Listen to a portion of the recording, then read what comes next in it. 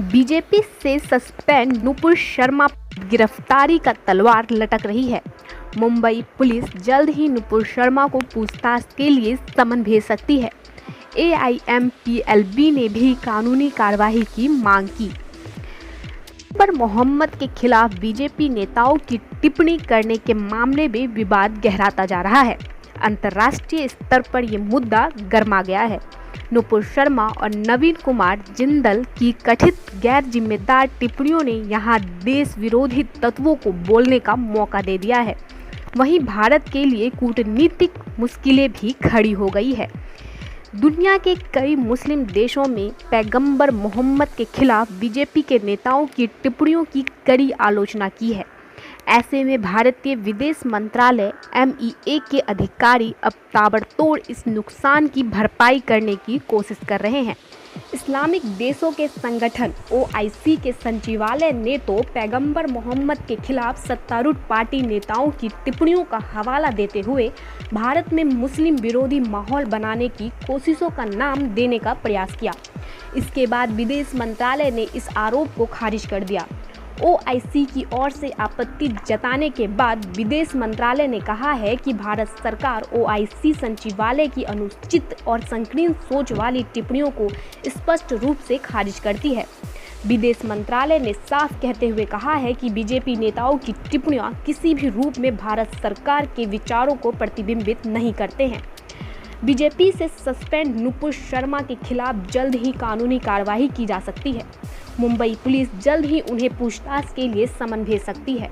All India Muslim personal law board ने भी पैगंबर मोहम्मद के खिलाफ विवादित टिप्पणियों को लेकर कड़ा रुख अख्तियार किया है।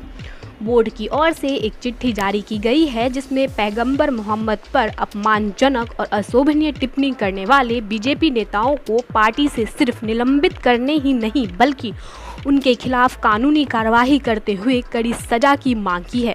UAE, Oman, Indonesia, Iraq, Maldives, Jordan, Libya और बहरीन इस्लामिक दुनिया के इन देशों की बढ़ती सूची में शामिल हो गए हैं जिन्होंने पैगंबर के खिलाफ बीजेपी नेताओं की टिप्पणी की निंदा की है। पैगंबर मोहम्मद विवाद में कुवैत, ईरान, सऊदी अरब, अफगानिस्तान और पाकिस्तान समेत कई देशों ने पहले ही विरोध जताया था। इन सूची में करीब 15 देश भारत से अपना विरोध जता चुके हैं। कुवैत के डिपार्टमेंटल स्टोर पर भारत के उत्पादों के खिलाफ एक नोटिस लगाया गया है। इस नोटिस का एक कथित वीडियो सोशल मीडिया पर वायरल हो रहा है। वहीं एक दूसरे वीडियो में भारत के उत्पादों को स्टोर से हटाया जा रहा है। 57 सदस्यीय इस्लामिक सहयोग संगठन ने भी पैगंबर के खिलाफ टिप्पणी की कड़ी आलोचना की है।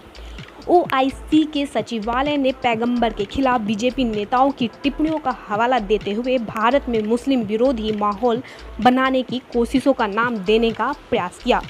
OIC की आलोचना के बाद विदेश मंत्रालय ने भी जवाब दिया।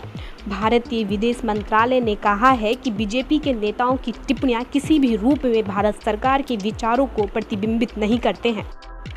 भारतीय विदेश मंत्रालय प्रवक्ता अरिंदम बागची ने OIC की ओर से निंदा के बाद साफ किया है कि भारत सभी धर्मों का सम्मान करता है।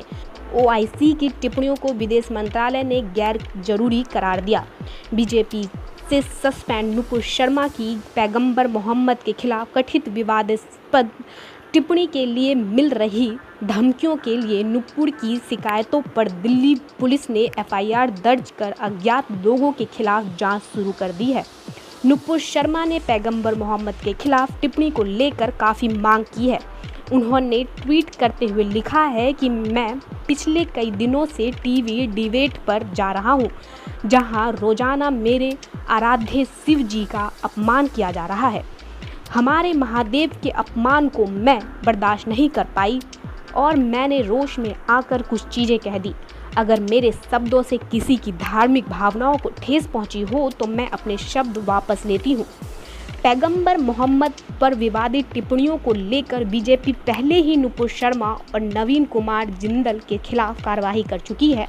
नुपुर शर्मा को प्राथमिक सदस्यता से 6 साल के लिए सस्पेंड कर दिया गया। इसके अलावा नवीन कुमार जिंदल को भी पार्टी से निकाला गया है।